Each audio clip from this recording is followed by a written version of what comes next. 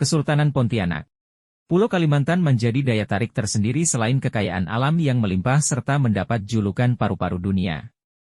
Di Kalimantan Barat tepatnya di Pontianak berdiri kokoh Kesultanan Islam yang berdiri sejak tahun 1771.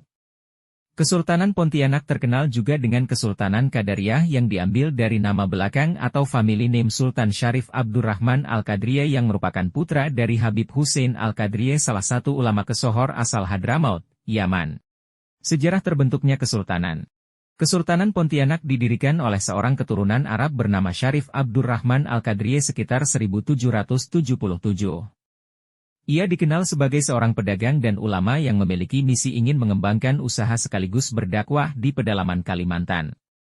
Setelah melakukan beberapa perjalanan, ia sampai di pesisir pertemuan dua sungai, yakni Sungai Kapuas dan Sungai Landak. Ayah Syarif Abdurrahman bernama Syarif Ahmad Al-Qadriyah. Ia merupakan seorang ulama yang mengabdi di Kesultanan Matan. Ibunya adalah seorang putri dari etnis Dayak yang telah memeluk Islam. Ayahnya menitahkan Syarif Abdurrahman untuk banyak melakukan perjalanan jauh guna mengembangkan bakat niaganya, sekaligus menyebarkan ajaran Islam. Sebelumnya, Syarif Abdurrahman juga mengabdikan diri sebagai guru agama di lingkungan Istana Matan. Setelah itu, ia melakukan perjalanan ke Riau, Samarinda hingga ke Pasir untuk berdagang sekaligus mencari pengalaman hidup. Sebagai pendatang, Syarif Abdurrahman Al-Qadriyah menjalin hubungan yang baik dengan pihak-pihak lokal. Secara perlahan, ia menyatakan ingin membangun salah satu pesisir Kapuas menjadi sentra perdagangan. Wilayah tempat aktivitasnya disebut dengan Pontianak. Di masa awal, ia mengajak para pedagang rekanannya untuk datang dan membeli aneka barang dagang dari Pontianak, sembari menjajakan barang dagangan mereka sendiri. Salah satu etnis yang diajak olehnya adalah para pedagang Tionghoa.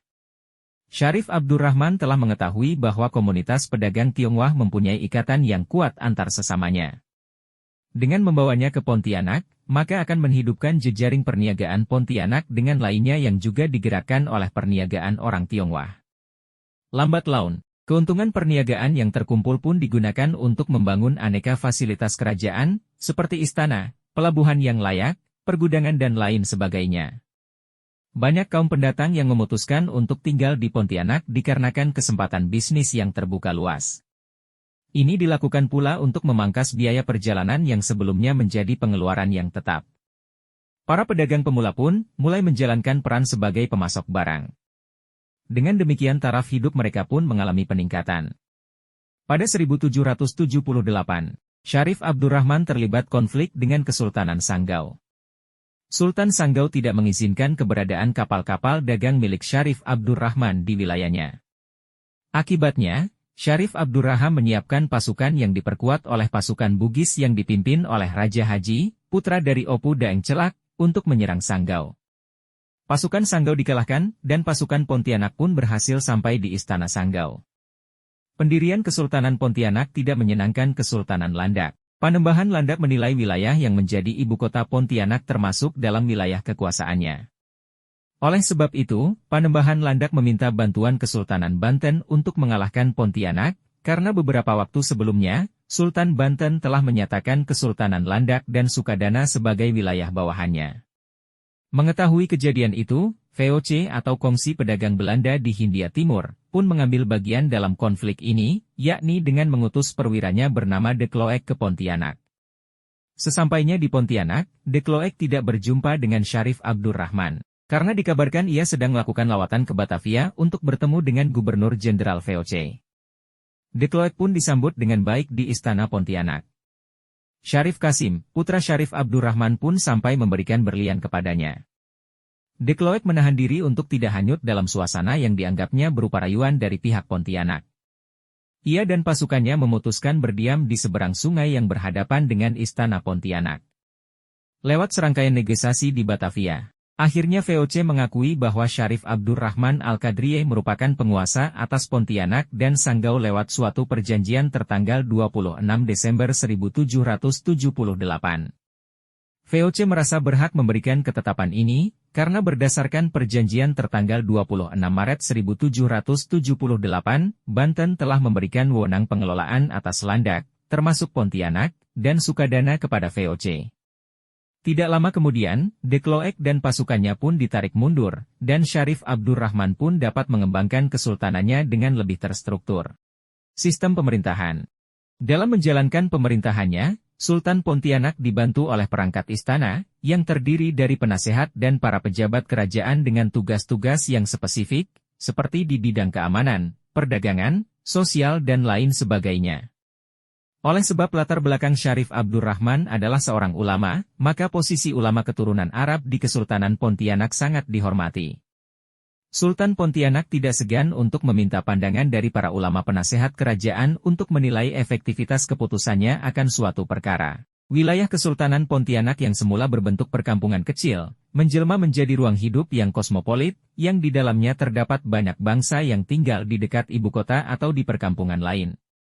Sultan senantiasa membina hubungan yang baik dengan para kepala kongsi perdagangan, serta para kepala masyarakat lokal. Distribusi wewenang pemerintahan pada mereka cenderung terukur, sehingga tidak memberatkan mereka untuk ikut menyokong segala kebijakan yang berasal dari Sultan. Oleh sebab latar belakang Kesultanan Pontianak yang didirikan oleh sosok pedagang antar pulau, maka aspirasi dari para pedagang melalui para perwakilannya dipertimbangkan oleh Sultan. Jika terdapat masalah di bidang ini, Sultan akan melihat dengan jernih, dan memutuskan solusi terbaik bagi kesultanan dan bagi para pedagang. Kesenian. Rona kesenian yang ada di Kesultanan Pontianak kental dengan nuansa Islam, khususnya yang bersumber dari tradisi masyarakat Arab. Sebagai keturunan para pendatang, masyarakat Arab Hadrami memiliki sejumlah media yang mengingatkan mereka pada tanah leluhur. Rasa yang sama juga menjalar ke para keturunannya, yang juga ditanamkan sejak dini untuk mencintai dan meneruskan aneka kesenian dari Arab sebagaimana yang diperkenalkan oleh para leluhurnya dahulu. Tradisi hadroh menjadi salah satu kesenian yang masih ditradisikan di Pontianak hingga kini. Satu kelompok hadroh berisi sekumpulan orang yang memainkan alat musik perkusi berupa rebana dari berbagai ukuran. Rebana yang paling besar berfungsi sebagai bas. Alat musik ini digunakan untuk mengiringi lantunan syair-syair Arab. Dalam peringatan Maulid Nabi Muhammad, hadrah menjadi kelengkapan yang harus tersedia. Alat musik ini akan mengiringi lantunan bacaan Maulid, biasanya adalah Maulid Al-Barzanji, yang biasanya dibacakan secara estafet. Selanjutnya, seni musik gambus juga cukup diminati di Pontianak. Gambus merupakan perkembangan lanjut dari seni musik Arab. Terdapat sejumlah penambahan alat musik barat di dalamnya, seperti akordeon, biola dan belakangan keyboard. Salah satu kelengkapan gambus adalah gitar gambus atau gitar Arab, dalam bahasa Arab disebut oud. Biasanya, musik gambus digunakan untuk mengiringi lagu-lagu Arab yang bukan hanya berisi ajaran agama atau akhlak, melainkan juga lagu percintaan antara dua insan manusia. Belakangan, banyak pengubah lagu gambus yang memasukkan unsur Melayu dalam lagu tersebut, seperti syair Melayu atau pantun. Untuk memeriahkan suasana, sejumlah pemuda akan terlibat dalam tarian kelompok yang disebut dengan tari zapin. Setiap jalsah, pegelaran, gambus, kerap dihadiri oleh komunitas Arab di Pontianak yang juga dimeriahkan oleh kehadiran etnis lainnya. Belakangan, musik gambus menjadi hiburan rakyat, yang kerap memeriahkan setiap perayaan, mulai dari acara resmi pemerintahan sampai dengan pesta pernikahan. Sejarah berakhirnya Kesultanan. Kesultanan Syarif Hamid menjadi Sultan Pontianak dengan gelar Sultan Hamid II, memerintah 1945 hingga 1978. Sepak terjangnya dalam memperjuangkan Republik Indonesia yang baru terbentuk dianggap kontroversial, karena terlalu dekat dengan Belanda. Pasca wafatnya, belum ada lagi pengangkatan Sultan Pontianak, dikarenakan anak tertawa Sultan Hamid II berada di Belanda. Pada 2004, para tokoh Kesultanan Pontianak mendapuk Syarif Abu Bakar Al-Qadriye menjadi Sultan Pontianak dengan gelar Panembahan Mas Perdana Agung.